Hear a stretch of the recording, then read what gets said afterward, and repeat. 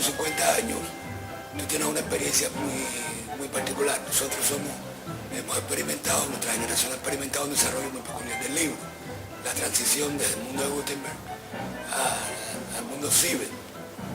Afortunadamente nos queda todavía un margen con el libro físico que estamos acostumbrados, pero más allá del soporte tecnológico, eso significa un cambio en la cultura. Si nuestra cultura, la cultura está dejando de ser libresca, eso nos afecta. No siempre es negativo porque, por ejemplo, tú eres un escritor de éxito, siempre lo has sido y se mantiene dentro de... Bien, entonces desde una perspectiva que no es lastimera, que no es lamentando, porque no es tu caso, ¿cómo tú ves este cambio?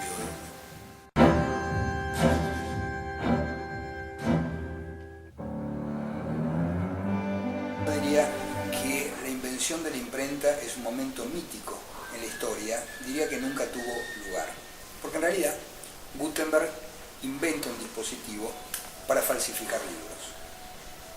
Es curioso, claro, un manuscrito en aquella época valía una fortuna. Para poder acceder a un libro había que tener el dinero suficiente que implicaba comprar, por ejemplo, una casa en la mejor ciudad europea. Un manuscrito llevaba entre 1 y 2 años de trabajo por parte de copistas, iluminadores, encuadernadores. O sea, quienes tenían acceso a los libros era, bueno, la iglesia, los reyes, los príncipes y apenas algún adinerado noble de aquella época. Cuando Gutenberg, junto a sus dos secuaces, Fust y Schoeffer, inventan esta máquina para falsificar libros, consiguen hacer en solamente 2 horas el trabajo que antes llevaba 2 años de labor. Esto es impresionante. Y claro, a poco de andar con su falsificación, quienes hemos tenido el privilegio de haber tenido en nuestras manos una Biblia de Gutenberg, lo primero que salta a la vista, lo más notable, es que no se puede percibir la diferencia con un manuscrito. Es decir, claramente se trata de la falsificación de un manuscrito. Entonces, al poco tiempo son descubiertos y Gutenberg es sometido a juicio. Todo esto además es cierto, lo pude documentar con los archivos judiciales en Alemania, estuve en Berlín, estuve en Mainz, estuve en Holanda, en Haarlem. De manera que es notable porque la iglesia, frente al descubrimiento de esta estafa, entra en pánico. ¿Por qué? Porque el libro no podía llegar a manos de todo el mundo. El libro tenía que estar en poder de aquellos que podían leerlo, que eran muy pocos los que sabían leer. Tenía que estar en poder de la iglesia, tenía que estar en poder de quien ostentaba la propiedad de la palabra. Entonces había un sector de la iglesia que no vio con malos ojos este invento, porque dijo, bueno, en última instancia, con esta máquina se van a poder imprimir miles y miles y miles de Biblias y va a llegar a la mayor cantidad de gente posible. Pero otro sector de la iglesia decía, sí, bueno, pero después estaba el Index Librorum Prohibitorum, que era el índice de todos los libros prohibidos que existían, que por supuesto era el terror de la iglesia que esos libros pudiesen masificarse y pudiesen darse a conocer mediante el invento de Gutenberg. Ahora, es notable la coincidencia. En la época de Gutenberg, la iglesia hablaba de la muerte del libro, porque el libro tenía que ser un manuscrito. Hoy, con la aparición del libro digital, también se habla de la muerte del libro. Y bueno, no hace falta decir que Gutenberg fue el padre del libro impreso y que la imprenta de Gutenberg significó el nacimiento del libro. De modo que hoy, lejos de estar asistiendo a la muerte del libro, como muchos dicen, estamos asistiendo al nacimiento de un nuevo formato, cuyo alcance creo que hoy no somos conscientes en absoluto de lo que va a significar.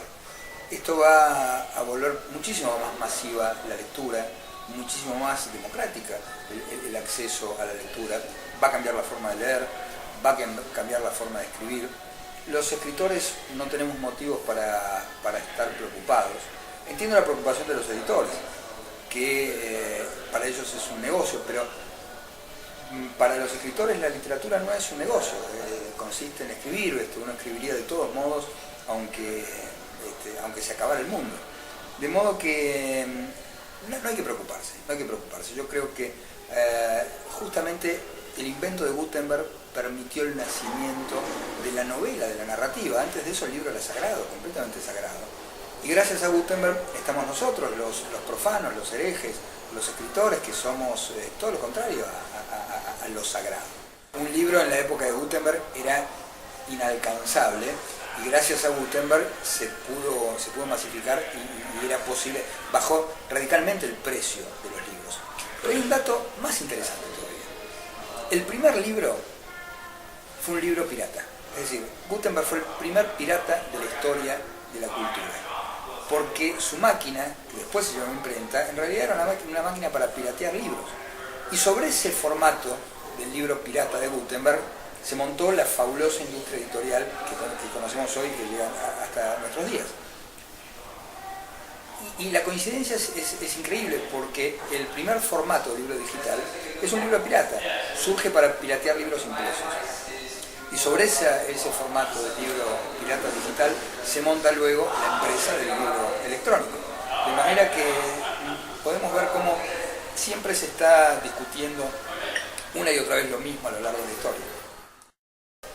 Desde El anatomista, que fue mi primera novela, hasta la actualidad, creo que he transitado un camino bastante recto, en el siguiente sentido. Yo creo que de alguna forma el libro de los placeres prohibidos es una saga del anatomista. Algunos dirían una precuela, porque temporalmente transcurre antes del anatomista. El anatomista transcurría en 1559 y este libro unos 100 años antes. Pero cuando digo que es una secuela, cuando digo que es una saga, lo digo en el siguiente sentido. En El anatomista yo me atrevo a plantearme una serie de interrogantes. Yo era un escritor joven y suponía, a los 20 y pocos años, que escribir consistía solamente en formularse preguntas. Ahora que tengo 50, creo que tengo el derecho, después de haber escrito más de 10 o 12 novelas, de empezar a contestar algunas de esas mismas preguntas que me planteé en El anatomista. Porque tanto en El anatomista, que toma un personaje que realmente existió, un personaje increíble que llamándose Colón, Mateo Colón, se atribuye el descubrimiento del órgano del placer femenino. Es decir, me parecía increíble que el clítoris tuviese un descubridor y que este tipo se llamara Colón. Me parecía un hecho literario. Eso dio lugar al anatomista.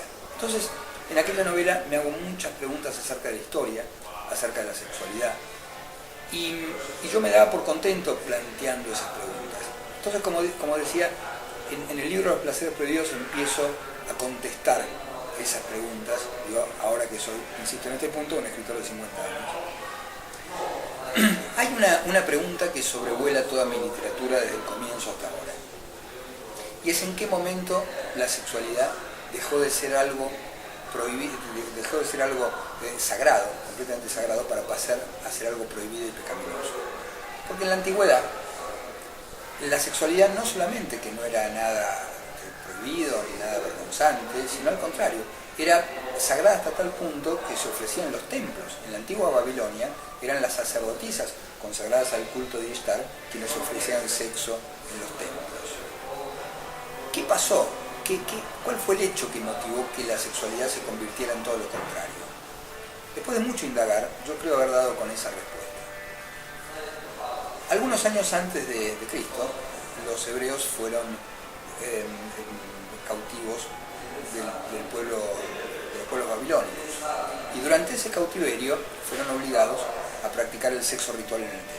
Ellos, por supuesto, su tradición era monoteísta, no estaban dispuestos a rendir culto a la diosa Ishtar, que era una diosa dentro de un panteón de dioses, de manera que se resistieron firmemente a este sexo ritual en el templo. Pero bueno, la carne es débil, por supuesto, y terminaron accediendo.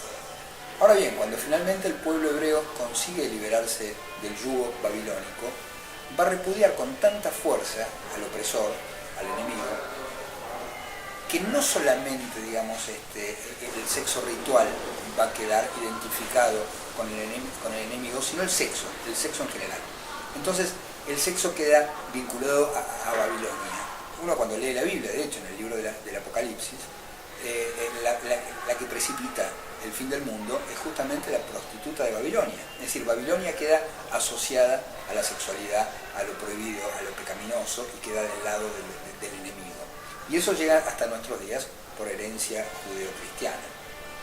Y de esto habla el libro de los placeres prohibidos, porque si bien habla de Gutenberg y reconstruye la historia del libro, tiene que ver con el terror de la Iglesia a que se masificaran todos estos libros justamente que estaban prohibidos. Hay una figura en el libro de los placeres prohibidos que a mí me parece que condensa lo que yo quiero ejemplificar. El monje copista. El monje copista era aquel que antes de la aparición de la imprenta se pasaba toda su vida escribiendo un texto, escribiendo una página tras otra, escribiendo una letra tras otra, y no sabían leer, eran ágrafos.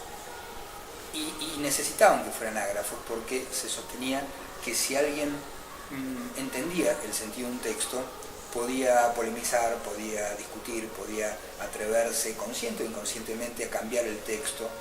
Entonces necesitaban que los monjes copistas no supieran leer. Me resulta muy perturbadora la idea de este copista que repite cada letra, que repite cada página, que escribe cada libro durante horas, durante días, durante años, durante siglos, según esta tradición, sin comprender una sola letra de aquello que está escribiendo. Yo me pregunto hasta qué punto nosotros no somos monjes copistas, hasta qué punto nosotros no estamos repitiendo una y otra vez actos, caracteres, reflejos, sin saber el sentido último. No sé hasta qué punto no estamos ejerciendo nuestra sexualidad siendo completamente analfabetos, siendo que ignoramos todo acerca de la sexualidad.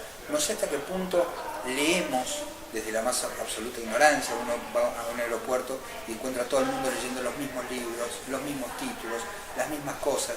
Todo me recuerda mucho a este monje copista que hace todo automáticamente y sin saber por qué. Entonces, si algo se propone el libro de los placeres prohibidos, es que pensemos de dónde vienen estas costumbres, estos hábitos, estos actos que repetimos una y otra vez automáticamente. Perfecto.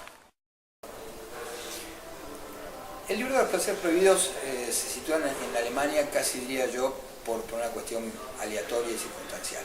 Yo concebí esta novela, como decía al principio, como una suerte de thriller, como un policial, que iba a transcurrir en esta guerra que se produjo en un momento entre los últimos copistas y los primeros imprenteros. Esa iba a ser la novela. El protagonista iba a ser uno de los primeros imprenteros que iba a luchar contra la resistencia del último de los copistas. Pero claro, la referencia obligatoria era Gutenberg. Y a medida que voy indagando en la biografía de Gutenberg, encuentro que hay unas lagunas, unas muy llamativas ausencias. Entonces me propongo investigar profundamente la vida de Gutenberg. Y hay algo muy notable.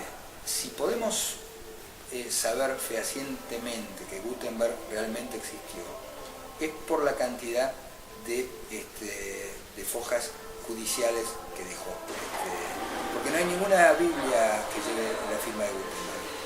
De Gutenberg solo quedan causas judiciales. Tuvo causas por estafa, tuvo causas que le iniciaron sus socios, tuvo una causa que le inició una mujer por falsa promesa de matrimonio. Es decir, Gutenberg fue un estafador. Y bueno, la historia de la imprenta, la historia de Gutenberg, está vinculada a Alemania. Y bueno, entonces el libro transcurre entre Mainz, Estrasburgo, en cierto momento se desplaza a París, la acción, pero Gutenberg surgió ya avanzada la novela como una decisión posterior que él fue el protagonista de la novela.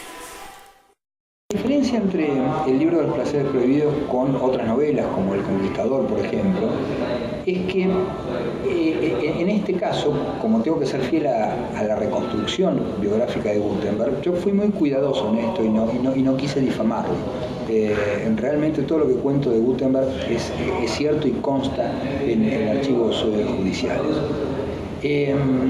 Entonces, eso por una parte, contar con los documentos es maravilloso porque uno puede ir reconstruyendo a este personaje, pero por otro lado es cierto también que te va acotando. De manera que aquí, si bien hay mucha ficción, nunca voy a decir qué parte es ficción y qué parte es realidad, siempre doy una pista. Digo, aquello que parece increíble, que parece fantástico, que parece imposible, eso suele ser verdad. El resto es ficción.